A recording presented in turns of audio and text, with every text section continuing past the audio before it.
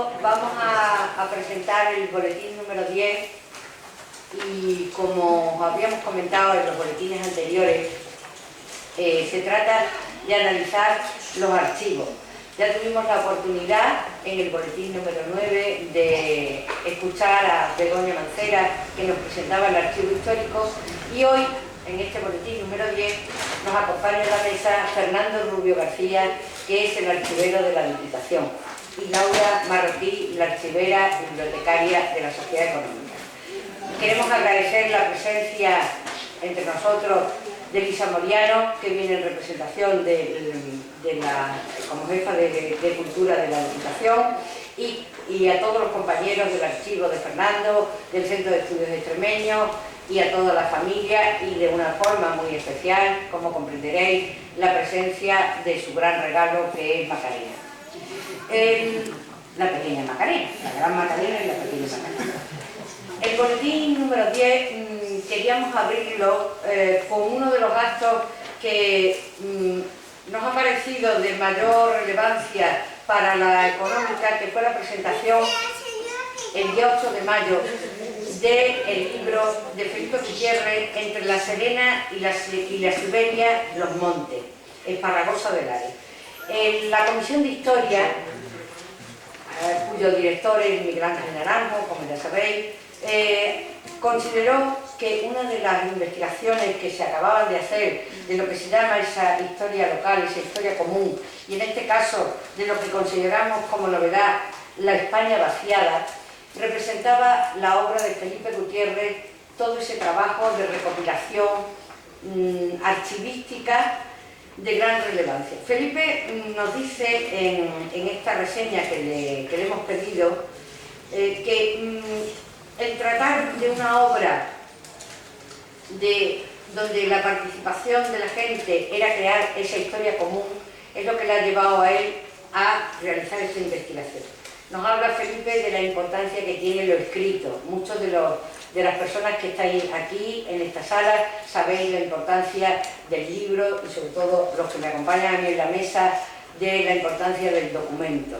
Felipe hace un recorrido histórico de Esparragosa del Aire que parte desde la fundación de Ilmarguán en el año 884 y termina este recorrido por la historia de Esparragosa en una fecha para él histórica y muy importante familiarmente, como fue 1987, cuando ocupó la alcaldía alguien como su hermano, que ya falleció, y que va a significar el fin del proceso histórico.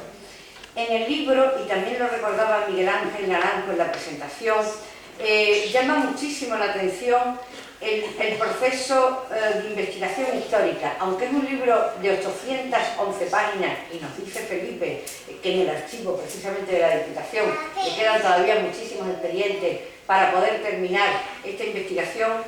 Es una obra donde, según la opinión de Miguel Ángel como historiador y como experto en muchos de estos periodos, y sobre todo de las desamortizaciones, que es un trabajo único, el trabajo que ha hecho Felipe en cuanto a esos periodos. Hay también un periodo muy interesante, que es el periodo que corresponde a la regencia y a la figura de Esteban Fernández de León. Y luego también, muy interesante, todo lo que supone el siglo XIX y el siglo XX, donde los habitantes de Esparragosa del Aire tienen que emigrar, como en tantas localidades de Extremadura. Vamos a dar la bienvenida en este momento al diputado de Cultura, que se encuentra con nosotros, también para acompañar a Fernando Rubio, y es un placer tenerlo hoy aquí. Disculpa por el retraso. Nada, no te preocupes, muchas gracias. Disculpa. Entonces decía que el libro de Felipe es un libro donde el análisis de lo humano y el análisis de la vivencia de esa Extremadura vaciada, él ha intentado, y nos lo dice muchas veces, no ser sentimental, ha intentado en todo lo posible reflejar al máximo esa realidad. Felicitamos a Felipe por este maravilloso libro, y en la portada del libro aparece precisamente dos figuras muy importantes también para él, como es Ascensión de Elena, que es su madre, y su tía Sagrario Sevilla. Es una fotografía de Vermeer Genin en la que se refleja ese mundo rural que ya, pues lógicamente, va a desaparecer. Hablará después Fernando Rubio del archivo de la Diputación, que ese es el motivo de este boletín. Y hoy tenemos que decir que vamos a compartir con Fernando un día importantísimo, que es que se ha jubilado. O sea, que hace horas Fernando se ha jubilado. Pero nosotros, abusando de nuestro cariño, de nuestra amistad y abusando, lógicamente, de su bondad, pues lo hemos obligado, lo hemos secuestrado y lo hemos traído a la Económica para que pueda hablarnos del archivo. Entonces, le tenemos que agradecer muchísimo a Fernando el estar hoy aquí y el estar con todos nosotros. O sea, que vamos a compartir contigo la jubilación, ¿sabes? También dentro del boletín queríamos reflejar la obra de uno de los personajes más contradictorios también y polémicos de la ciudad, como podría ser el general Menacho. Entonces le pedimos a Jacinto Marabel, que es compañero y miembro de la Junta Directiva de la Económica, no que nos hablara del libro, sino que queríamos que nos hablara de la intrahistoria. ¿Cómo llegó Jacinto al personaje? Jacinto ha consultado una documentación también muy valiosa que tenéis ahí reflejada, toda una historiografía sobre la figura de Menacho, que es lo que a mí me apetecía que nos contara y que nos fuera reflejando esa figura. El título que le pone Jacinto es Indomable. Entonces dice Jacinto que los personajes de esta época son invencibles, pero lo que les hace invencibles es el ser indomables a los ojos de la historia. Es un gran libro y nos apetecía también tener ese artículo. El siguiente artículo que hemos pedido era a alguien que hubiera trabajado en los archivos de la Económica y que nos pudiera contar la experiencia del investigador trabajando con nuestros archivos. Entonces, Antonio María Castaño nos hace un texto lleno de guiños, que él titula Cartapacios y papeles viejos. Nos dice Antonio que la experiencia suya empezó en el archivo de Castuera, y de ese archivo de protocolos notariales de Castuera ha ido pasando a distintos archivos, entre ellos lógicamente el de la Diputación y luego el de la Económica. La mayoría de los investigadores que estáis aquí y que conocéis los archivos y que conocéis la biblioteca de la Económica comenta siempre lo mismo, es decir, es un sitio donde la cercanía de ambas documentaciones, de poder estar consultando ambas documentaciones, hace que el historiador y el investigador se encuentren juntos. Estamos hoy en la primera biblioteca que tuvo la ciudad, como sabéis, de 1871, la biblioteca pública, y es la joya de la corona, de la Económica y de la ciudad, lógicamente.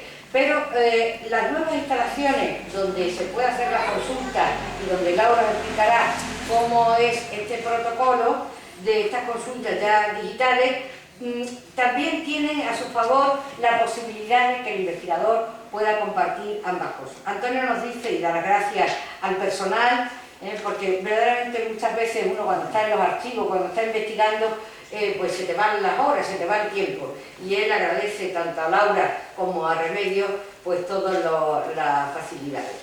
Queríamos felicitar también a Antonio, que acaba de presentar un libro muy interesante y muy novedoso, que lo acaba de presentar en la Feria del Libro, que es Por un lenguaje igualitario, sexismo y paridad en las lenguas romances.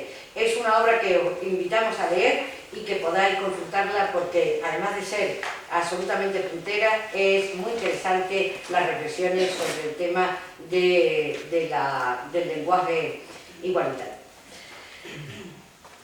Laura y Remedios nos han seleccionado, y ella ahora lo explicará, 36 documentos, los primeros documentos de 1816, y además han seleccionado la reproducción de esos documentos, y uno de ellos en facsimile os lo hemos entregado para que podáis llevarlo de recuerdo, que han sido ya digitalizados y que pueden consultarse en la Económica.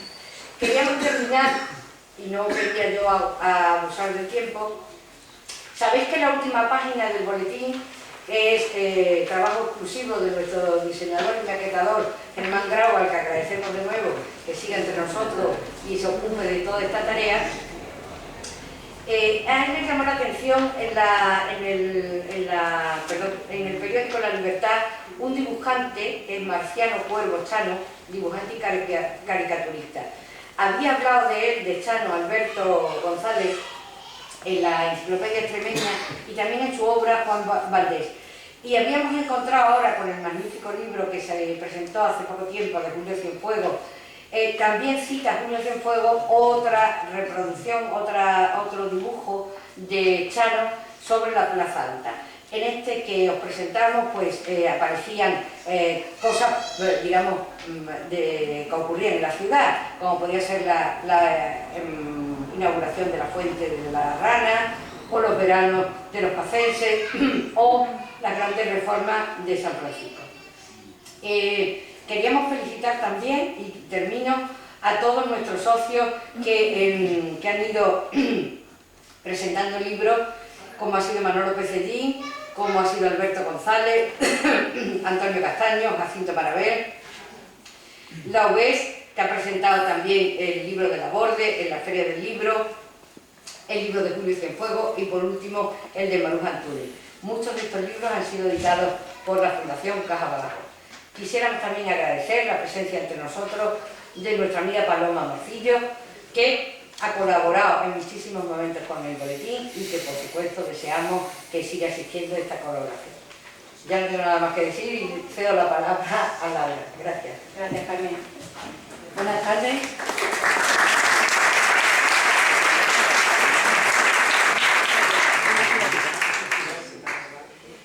Buenas tardes. Bueno, pues tiene Fernando un currículum muy extenso. He hecho un pequeño resumen, pues tampoco quiero enumerar tanto, pero bueno, muy bien. Fernando es licenciado en Filosofía y Letras, especialidad en Historia del Arte en la Universidad de Sevilla, en el año 77. Fue becario del Departamento de Arqueología de la Universidad de Sevilla de 76 a 78. Hizo prácticas museológicas en el Museo Provincial de Bellas Artes de Sevilla de 78 a 79. Fue miembro del equipo del Ministerio de Cultura y autor del Inventario Artístico de la Provincia de Sevilla de 78 a 1980. Profesor de Enseñanzas Medias de 1980 a 1984. Archivero de la Argentísima Diputación de Badajoz de 1985 a hoy, hasta ahora mismo. Jefe de Servicio de Archivo de la Diputación de 99 a 2019. Director del Programa de Organización de Archivos Municipales de la Provincia de Badajoz del 2005 a 2019. Miembro del Consejo de Redacción de la Revista de Estudios Extremeños desde el año 84 a 2019. Ha colaborado en libros como, por ejemplo, el Inventario Artístico de la Provincia de Sevilla en el año 80 o en la Guía Artística de la Ciudad de Badajoz en el año 86 junto con Carmen Araya, y también, por ejemplo, en el libro de José Pérez Jiménez, que también colaboró con Carmen Araya.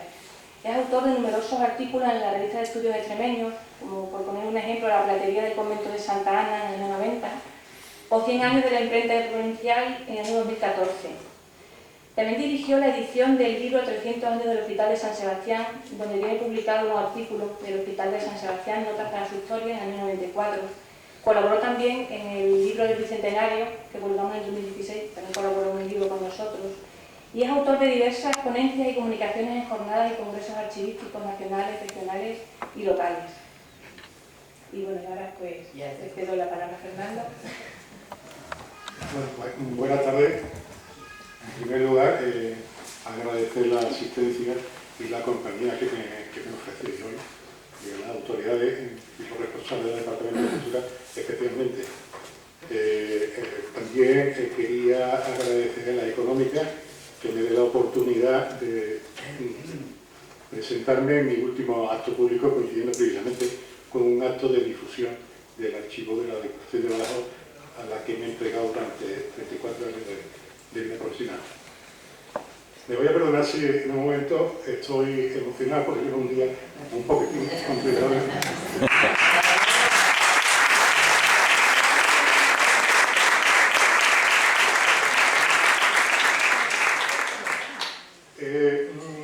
Yo no quería hacer referencia en absoluto al contenido del texto que viene hoy en el boletín, porque lo tenía a vuestro alcance y supongo que estará en vuestro interés echarle un vistazo para saber qué somos, a qué nos hemos dedicado durante estos años y cuál es la realidad de nuestro archivo. Yo quería hacer una pequeña revisión, una pequeña visión de los hitos históricos que han marcado mi vida profesional en estos casi 40 años. Hay tres funciones básicas que debe cumplir todo archivo. La primera y fundamental es la preservación del patrimonio documental. La primera es fundamental porque si no conseguimos preservar el patrimonio documental, difícilmente se puede sostener el resto de funciones que tenemos que desarrollar. La segunda función trascendental es considerar que los archivos, igual que los documentos que se depositan en el archivo, son evidencias de los derechos y las obligaciones que tanto los administrados como la propia administración tienen. Son el soporte y la garantía de esos derechos y esas obligaciones.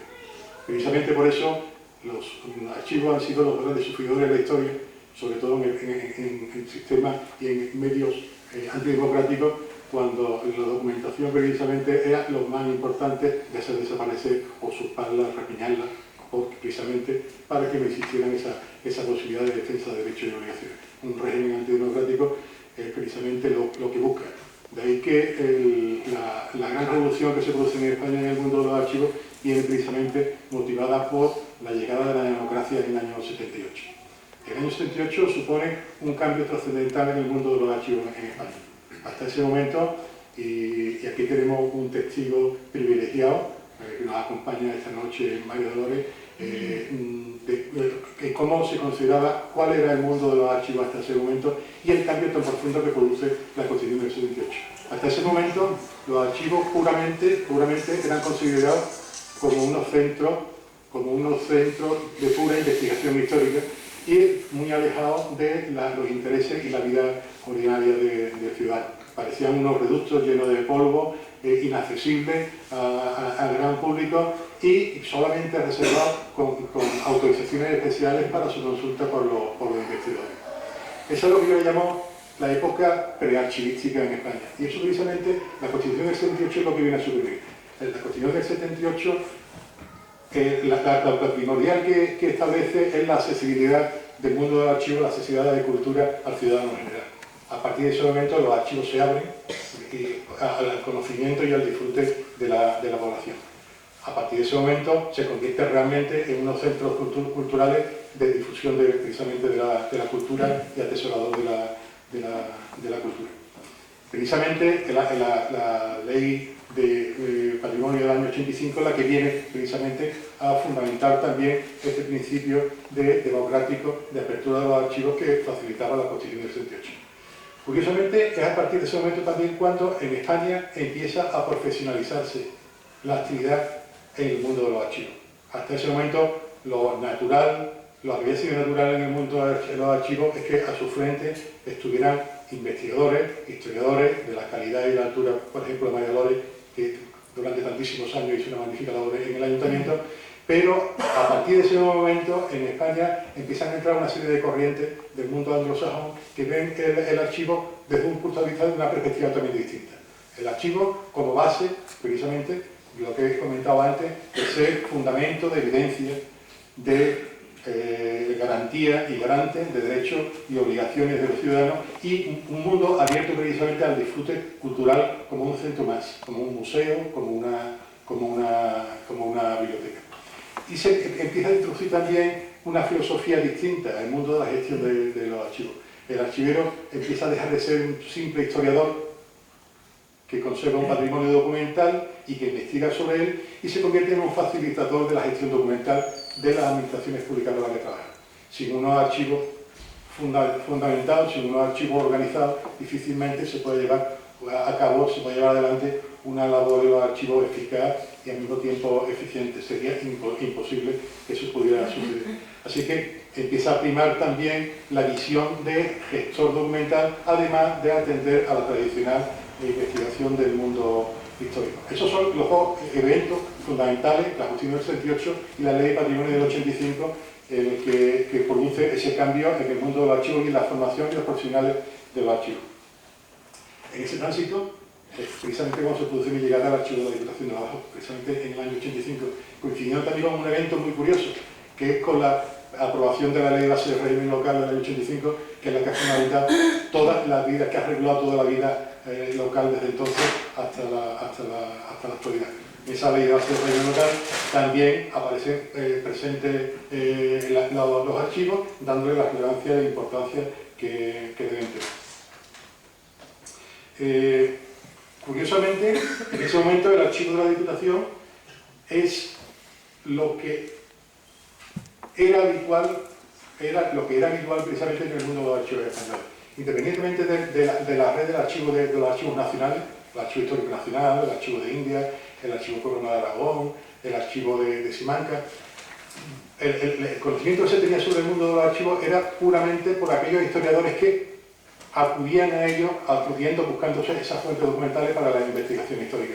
Y aparte de esos archivos, y algunos archivos municipales y algunos archivos de protocolo, el resto de los archivos españoles, del sistema de la red de archivos españoles, estaban abandonados por completo a la desidia y a la rapiña de todos aquellos interesados que hubieran ido apareciendo con los archivos. Y desgraciadamente esa es la situación que yo me encontré en el año 85, un archivo abandonado, precisamente en un lugar que estos locales da lugar a que se me pongan un poquitín también los pelos de punta en Moscantía, porque durante 8 o 9 años estuve bajo estos suelos, en este sótano, que estaba en toda esta crujía de este edificio de la calle de Cortejo, Felipe Checa, que era el antiguo archivo. Las mazmorras que decía. Bueno, felizmente la Diputación fue tomando conciencia de la importancia de la relevancia del archivo y desde entonces pues han ido dando pasos agigantados gracias precisamente al apoyo que las autoridades de la Diputación y al trabajo y al esfuerzo realizado ha permitido llegar a la situación que nos encontramos hoy. Pero en el año 85 esa era la realidad. Documentos apilados en el suelo, con 1,5 metros de altura, depósito totalmente saturado, archivo cerrado hacía algunos años a las transferencias documentales, con las cuales no aparecían, y lo que era más normal, o que era normal en muchos archivos, y que desgraciadamente todavía lo seguimos encontrando en algunos archivos municipales que no han dado ese salto en el vacío. Ratas como gatos que comían papeles como una ansia tremenda, pero tuvimos que llevar 3 años dedicados a la desratización y a la eliminación y a la limpieza de ese sótano. Bueno, esa precisamente son algunas de las carencias que en el mundo archivístico español ha padecido en estos años. Hay otro evento fundamental también que se produce en el mundo de los archivos, que es a finales de los años 80 se inicia un proyecto de mucho interés que ha abierto un camino al mundo de los archivos de difusión tremendo, que es la revolución digital. Con ocasión de la exposición iberoamericana de Sevilla hay un gran proyecto apoyado por instituciones muy importantes que acometen la digitalización del archivo de India, como un evento más de la conmemoración de la exposición iberoamericana. Eso abre en España la esquita de la locura del mundo digital en el que nos encontramos hoy en día. Nosotros esta labor la iniciamos en el año 2001, pero ahora hay una idea, hoy sobrepasamos el 1,5 millones de imágenes digitalizadas que tenemos puestas al servicio público a través de nuestra web y a la consulta pública y el disfrute público. Se convierte también en una función elemental, la difusión y la facilidad también a los investigadores para que en distancia puedan acceder a esa documentación. Para que os hagáis una idea, desde el año 2005 que nosotros hemos abierto la web del archivo, hasta hoy tenemos contabilizadas más de 300.000 visitas al archivo. Entender la visita no como una consulta, sino como una visita. Nosotros no contabilizamos consultas, sino todas y cada una de las veces que se accede al archivo. Por lo cual hay veces que un investigador se pasa toda una tarde consultando una multitud de documentos y le cuenta única y exclusivamente con una visita. Disculpa. Pues para que haga una idea, pues en estos 13 o 14 años hemos permitido, la Diputación ha permitido que 300.000 visitas, que usuarios, investigadores, ciudadanos particulares hayan podido disfrutar a la distancia del patrimonio documental que atesoramos. Ese es un cambio y una revolución también en el mundo de los archivos. Igual que en nuestro mundo, en nuestro territorio, la aprobación de la Ley de Archivos de Extremadura del año 2007, que viene a regular todo el sistema y toda la red de archivos de Extremadura. Desgraciadamente está todavía por desarrollar, a pesar de que han pasado 12 años.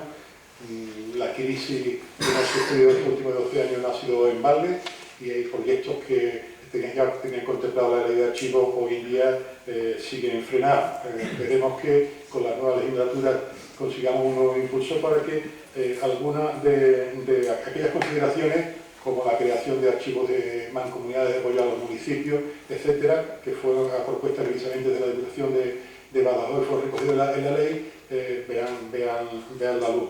La creación de las comisiones calificadas de documentos, que valoren a nivel regional también la documentación municipal, etcétera, etcétera. Y por último, el evento en el que nos encontramos ahora mismo y en el marasmo en el que nos encontramos ahora mismo, la aparición de la administración electrónica. A partir de 2007 empiezan a promulgarse una serie de legislación sobre la puesta en marcha de la administración electrónica para acercar al ciudadano la gestión y los documentos, y esto está suponiendo una auténtica revolución ahora mismo, tanto en la gestión, en las comunicaciones públicas, como el reflejo que van a tener los propios archivos. Existen dudas, yo soy uno de los escépticos en este terreno, que vamos a sufrir una crisis archivística con la documentación electrónica que hoy en día no podemos dimensionar, y a pesar de los esfuerzos que se están tomando, los plazos nos van comiendo y toda la documentación que desde el punto de vista de administración electrónica no se proteja, no se transfiera y no se conserve como si nos tratara todavía de un archivo digital o un archivo, en papel, desgraciadamente vamos a perder unos años de gestión documental que en el futuro tendrán su importancia no solamente para los historiadores, sino que puedan poner en peligro el otro sostén, la otra pata en el que se basa el mundo del archivo, el que se conviertan en evidencia y en garantía de las acciones de las administraciones públicas. No quiero aburrirles más, solamente quería, además de agradecer la presencia de todos ustedes, agradecer también a mis compañeros.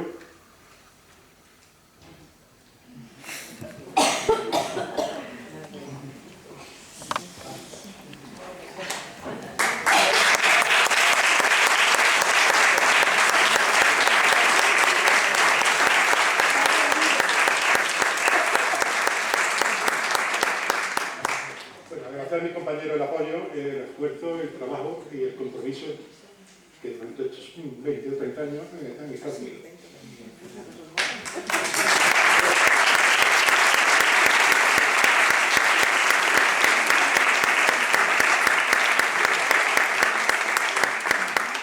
Muchas gracias, Fernando.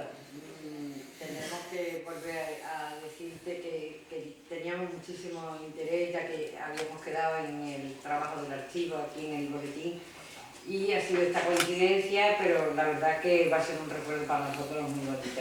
Ahora Laura os hablará de cómo están funcionando los primeros documentos del archivo, y hay que también resaltar, que Fernando ha hecho mención, a todo el tema de digitalización.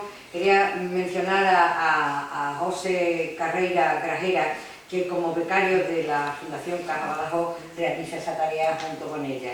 Y entonces está aquí con nosotros, ya participó en el boletín anterior, y yo creo que eso es un poco el futuro de lo que Fernando nos decía. Y tienes la palabra. Muchas gracias. Bueno, en el archivo de la Económica, de Archivo Histórico, se considera la documentación generada o recibida desde los inicios de creación de la Económica hasta nuestros días. Los documentos del archivo se encuentran distribuidos en 67 cajas repartidas, clasificadas en legajos con miles de documentos de variada tipología, clases, formatos, y pues todos son manuscritos.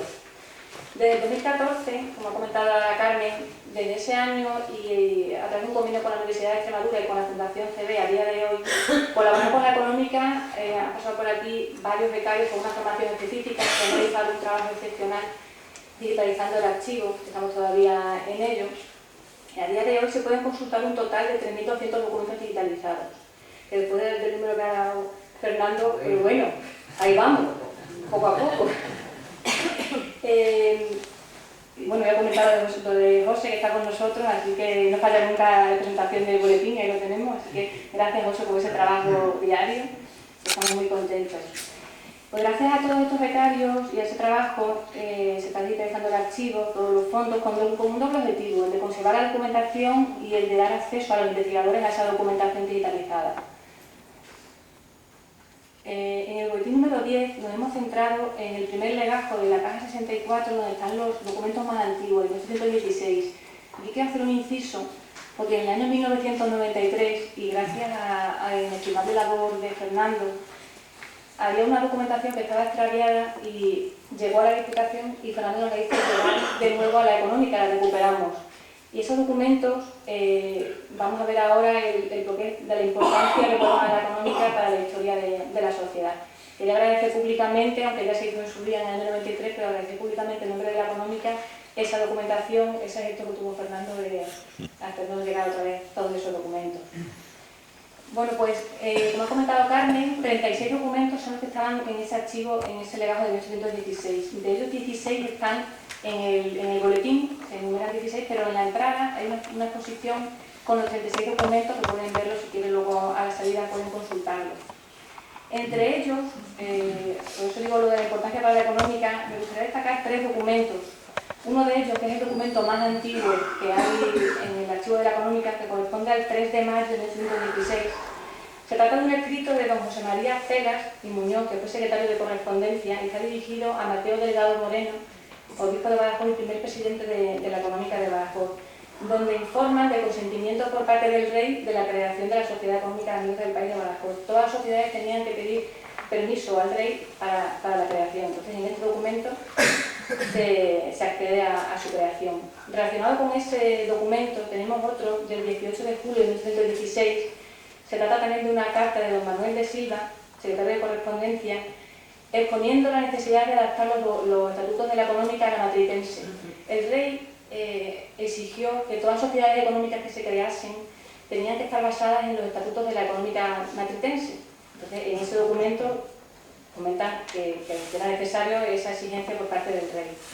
Otro documento también relacionado, el del 6 de septiembre de 1916, donde encontramos un borrador, que es curioso porque como todo el estatuto tenía que ser basado en el de la matritense, con únicamente la parte en la que se hablaba del sello de la sociedad y del lema de la sociedad, era una modificación de los estatutos. Entonces, es un borrador donde se habla del sello de la Económica de Badajoz.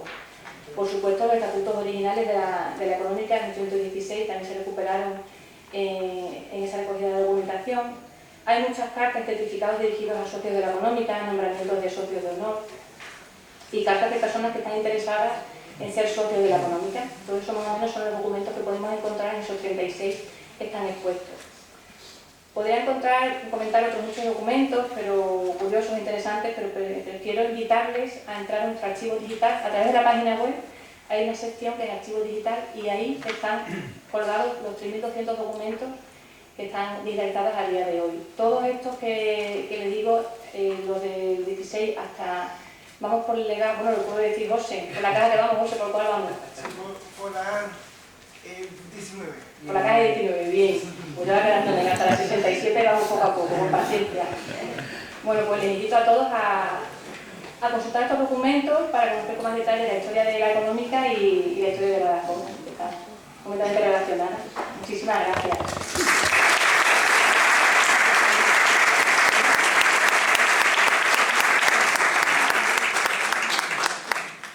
Quería dedicarle a Fernando una frase que me gusta mucho, que es de Conrad, y dice Conrad: los hombres buenos, una verdad, una fe, una generación de hombres pasa, se la olvida, ya no cuenta, excepto para aquellos pocos, tal vez, que creyeron en esa verdad, profesaron esa fe y amaron a esos hombres.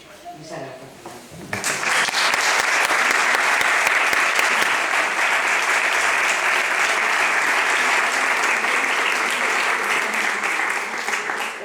Ahora queremos entregar a Fernando pequeño obsequio para que tenga el recuerdo de este día, que se lo hará la entrega Emilio Cruz, y supongo que si queréis decir algunas palabras, cualquiera de vosotros, pues estamos en familia y esto es lo que es la económica, un lugar de encuentro.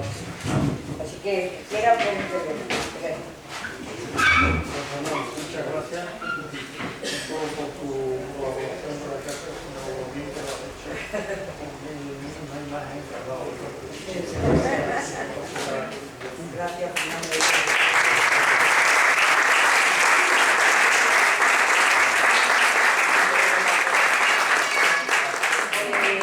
Yo solamente quería añadir, si me permite, Sí, claro.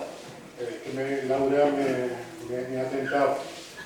Cuando estuve el año pasado en la económica, no tuvimos la oportunidad de que mi compañera Soledad Marro con la participación de un fondo documental con ocasión del centenario, porque no se pudo visionar en la página web de Diputación. Yo les recomendaría, además de que le agradecería, que si tienen un momento de rato, se asomen en esta página, que pueden disfrutar del patrimonio documental de la Diputación, que está a vuestra disposición. Pues finaliza el acto Ricardo Cabeza, como diputado y sobre todo como compañero y amigo de Fernando. Gracias. Bueno, creo que se me escucha bien desde aquí.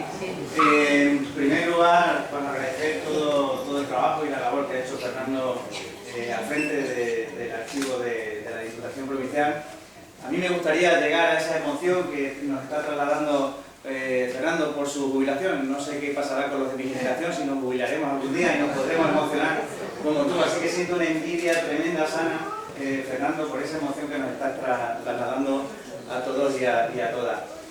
Sé que has tenido etapas difíciles y duras, ya nos lo han contado aquí, no hace falta que lo cuente yo, pero sí que aquí se demuestra pues, la labor tan importante que se hace desde la Diputación de Badajoz, en concreto desde el área de cultura. Para mí es un orgullo poder estar aquí hoy, despedir a Fernando. No sabemos quién te va a sustituir, entiendo que va a ser difícil sustituir a Fernando al frente de esa jefatura de servicio. Y bueno, desearte pues, mucha felicidad, mucha salud, que puedas disfrutar de esta jubilación, y en nombre del presidente de la Diputación y en el mío propio, pues, que seas muy feliz, que disfrutes de esta nueva etapa de tu vida, que la aproveches, que bueno, pues, que sea muy rica y que sea muy duradera, que es muy importante. Muchas gracias.